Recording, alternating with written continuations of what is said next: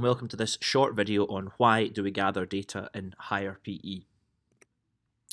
When we see the term gathering data or collecting information or gathering information, analytical tool, recognized test, qualitative data or quantitative data, all of these terms refer to testing. Here are all the different tests that we're going to cover this year in higher PE. For the mental factor, we're going to look at the PPW and the mental toughness questionnaire. For the emotional factor, we're going to cover the PPW and the SCAT test. For the social factor, we're going to cover the PPW and the YSTQ. And for the physical factor, we're going to cover the PPW, the BLEEP test, the T5 swim test, and the initial observation schedule, or IOS. So this video is going to look at reasons for gathering data or reasons for using these particular tests. Why do we gather data on our performance in any factor? Well, there's a number of reasons why we can use that, and on screen just now you can see some of these reasons.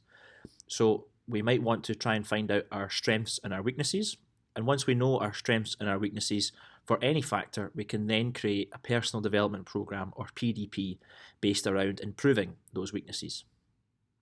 If we know our weaknesses, we can set a series of short-term goals to help us reach our long-term goal at the end of our PDP. We can also keep the results of these tests, and we can use this as a baseline to compare back to at the end of our program to evaluate our performance. And we can also compare ourselves to model performers. If we use some recognized or standardized tests, for example the BLEEP test, we can compare our score to model performers. And lastly, during our program, we can also continue to gather data, and we can compare back to our baseline, and we can see if our PDP is working, if we are improving as a method of monitoring. And at the end of our program, we can compare back to our baseline results and make some judgments about whether or not our PDP has worked. Thank you very much for watching this short video on why do we gather data. If you'd like to watch more videos, have a look at my YouTube channel. Thank you.